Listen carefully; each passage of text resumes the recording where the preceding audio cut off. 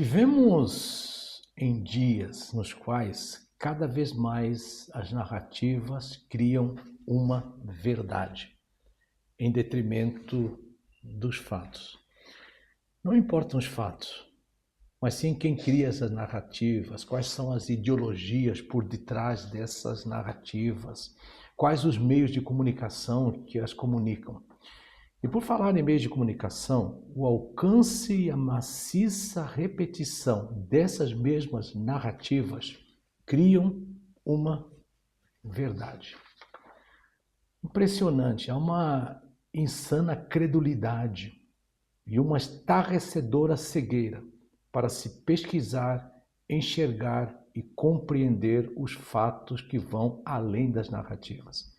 Agora, essa realidade presente no mundo político, mundo acadêmico, mundo financeiro, econômico, esportivo, etc., não é uma realidade diferente no mundo espiritual, onde narrativas humanas visam desconstruir a verdade divina, ignorando o autor com A maiúsculo, ignorando o autor destas verdades, ignorando também os fatos revelados em Cristo e nas Escrituras.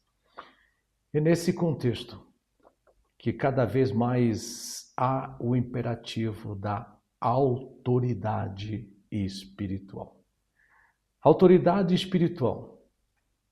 Título, tema da nossa 15ª mensagem nesta série em 2 Coríntios. Nós estamos em 2 Coríntios, capítulo 10, versículo 1 a 18. E o resumo da mensagem é que a autoridade espiritual do servo de Jesus Cristo está fundamentada no relacionamento com Cristo, no poder da palavra de Deus e no caráter íntegro conforme o padrão de Jesus Cristo. Quando nós olhamos para o capítulo de 2 Coríntios, capítulo 10, nós continuamos vendo que o apóstolo Paulo discorre sobre a sua vida e autoridade, em contraste com a autoridade dos falsos apóstolos, né? E as suas narrativas. E diante dos questionamentos que havia na própria igreja de Corinto a respeito da vida e da autoridade apostólica de Paulo. Então, no capítulo 10, nós podemos ver algumas das críticas que havia na igreja, por exemplo, em relação a Paulo, que Paulo andava segundo os padrões humanos, mundanos, conforme nós vemos no versículo 2, que a presença de Paulo, e nós vemos no versículo 10, 2 Coríntios 10, 10, a presença de Paulo era fraca, a sua palavra era desprezível. Por exemplo, ao contrário de Apolo, onde em Atos capítulo 18, versículo 24, fala que Apolo era tido como um grande orador, um homem forte na palavra.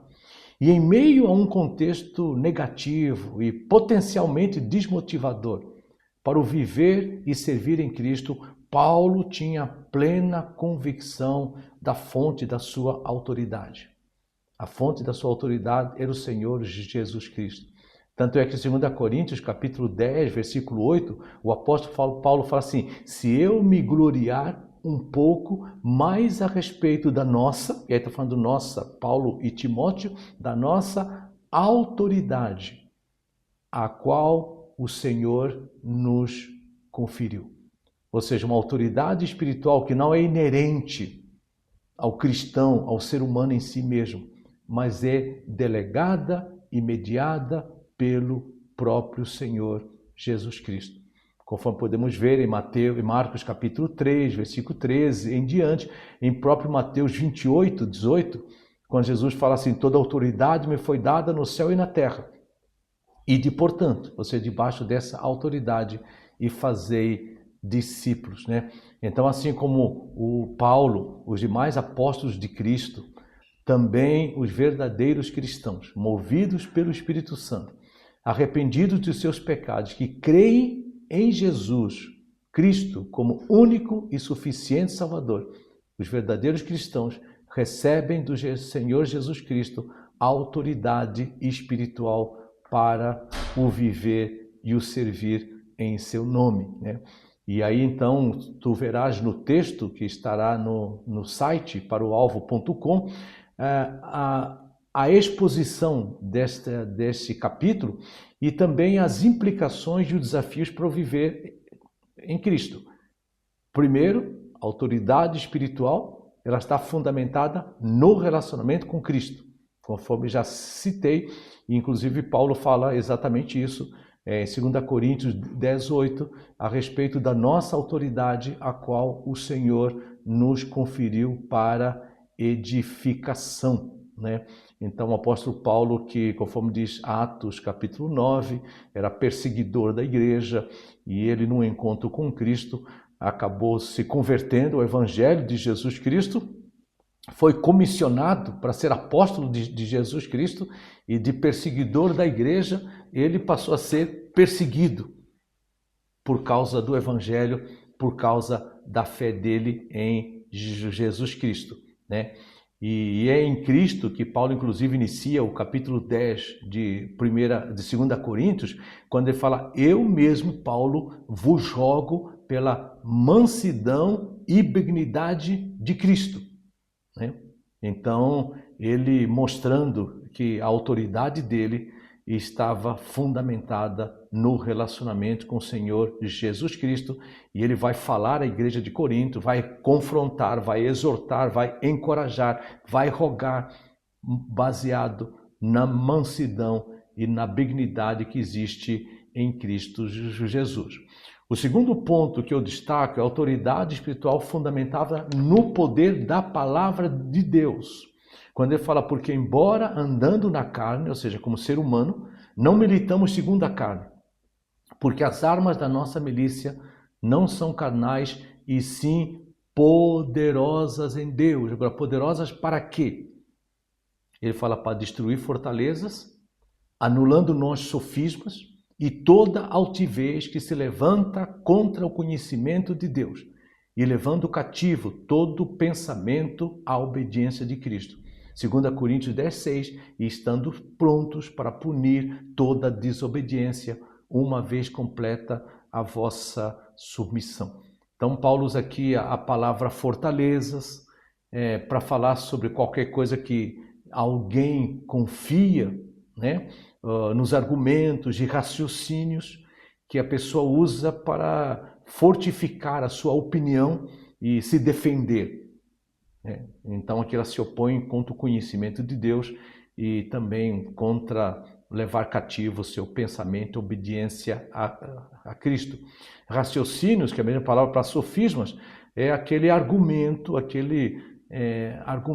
falso, que de uma maneira falsa procura conduzir a pessoa a uma falsa verdade. A palavra altivez tem a ver com soberba, com autoexaltação. E o apóstolo Paulo fala que a palavra de Deus, ou seja, as armas espirituais, não só a palavra de Deus, mas também a oração, por exemplo, elas são poderosas em Deus para derrubar estes sofismas, essas fortalezas, essa altivez que se levanta contra o conhecimento de Deus. Então, uma autoridade espiritual que está exatamente o quê? Fundamentada no poder da palavra de Deus, fundamentada nas armas espirituais. Outra coisa que eu apresento aqui, que é o terceiro ponto, que é exatamente a autoridade espiritual fundamentada no caráter íntegro conforme o padrão divino, né? Então, existem algumas características que nós já temos visto em 2 Coríntios, desse caráter íntegro, por exemplo, nos primeiros capítulos. E aqui no capítulo 10, nós vamos ver que a pessoa com caráter íntegro, conforme o padrão de Deus, ela milita, ou seja, ela batalha com armas poderosas em Cristo. Então, no versículo 3 e 4, ele fala isso, que ele milita com armas poderosas em Cristo. Vida de oração, a própria comunicação, ensino e proclamação da palavra, um viver na dependência e na capacitação de Deus. Além disso, a pessoa com caráter íntegro, ela foca o que é agradável a Deus. Está no versículo 7 e versículo 8 de 2 Coríntios 10, porque ele fala assim, porque se eu me gloriar um pouco mais a respeito da nossa autoridade, a qual o Senhor nos conferiu para edificação. Paulo reconhece que Deus o conferiu uma palavra para edificação, não para envergonhar a igreja de Coríntios, não para a destruição da igreja de Coríntios, não para o mal da igreja de Coríntios, mas Deus o deu autoridade com o propósito de edificar.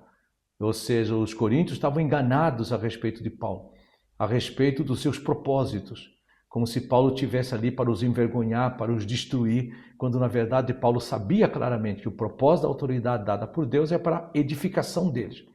Além disso, Paulo mostra aí o homem íntegro, ele respeita os limites da esfera demarcada por Deus. E aquilo que ele fala, versículo 13, nós, porém, não nos gloriaremos sem medida, mas respeitamos o limite da esfera que Deus, da ação que Deus nos demarcou. Não nos gloriamos, versículo 15, fora da medida nos trabalhos alheios. Então, Paulo sabia o seu raio de ação, demarcado por Deus, ele que dizia que não queria, por exemplo, fazer o trabalho em terreno alheio, ou seja, plantar onde outros já estavam plantando, ou colher onde outros já estavam, por exemplo, colhendo. Mas além disso, Paulo também, ele não queria se gloriar em cima do serviço que os outros já estavam realizando. Então ele sabia a esfera onde ele podia atuar, que era demarcada por Deus, e ele respeitava isso. Além disso, ele fala num regozijo, no louvor que vem de Deus. No versículo 12 ele fala assim, porque não ousamos classificar-nos ou comparar-nos com alguns que se louvam a si mesmo. E no versículo 17 fala assim, aquele porém que se gloriar, glorie-se no Senhor. 2 Coríntios 10, 18, porque não é provado que a si mesmo se louva, e sim aquele a quem o Senhor louva. Ou seja, Paulo não ousava se igualar e comparar com aqueles que se louvavam a si mesmo, aqueles que eram tolos, insensatos, né? E também ele não era soberbo, Paulo, gloriando em si mesmo, mas ele reconhecia com alegria o fruto do seu trabalho feito na graça de Deus para com ele, como ele cita em 1 Coríntios capítulo 15, versículo 10, quando ele fala, trabalhei mais que todos, não eu, mas a graça de Deus em mim. Então, o motivo da pessoa íntegra de regozijo não é a autoapreciação, mas sim a recomendação, o reconhecimento que vem do próprio Deus. Então, na conclusão, eu repito que a autoridade espiritual não é inerente ao cristão em si mesmo, mas é delegada e mediada pelo próprio Senhor Jesus Cristo. E eu relembro os desafios apresentados no decorrer do texto. O primeiro, a conversão a Cristo como único e suficiente Salvador, que torna o ser humano filho de Deus, ou seja, essa conversão que torna o ser humano filho de Deus, essa conversão a Cristo é a condição básica e primeira para receber dele autoridade espiritual para o viver e servir em seu nome, viver e servir esse no Espírito Santo. A segunda implicação e o segundo desafio é que as armas espirituais, entre elas a oração e a palavra de Deus, são poderosas para destruir tudo que se opõe ao conhecimento de Deus. Opiniões, ambições humanas, valores errados, ignorância espiritual, etc. Tais coisas são derrotadas pela verdade divina. O erro se combate com a verdade, orando em todo o tempo no Espírito. E a terceira implicação e desafio: cristãos de caráter íntegro, conforme o padrão de Deus, batalham o bom combate da fé com armas poderosas em Deus. Focam o que é agradável a Deus. Respeitam os limites da esfera demarcada por Deus e regozijam-se no louvor que vem de Deus. Reflita sobre isso. Conforme falamos na introdução, em tempos onde as narrativas criam a verdade, que tu possas construir a verdade. baseada em fatos. E no que diz respeito à vida cristã, ao mundo espiritual, a verdade fundamentada na revelação de Deus através das Escrituras do Senhor Jesus Cristo.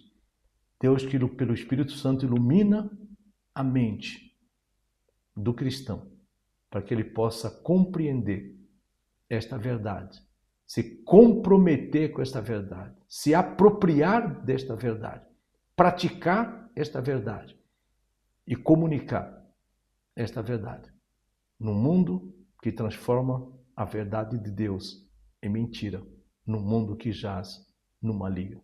Um forte abraço.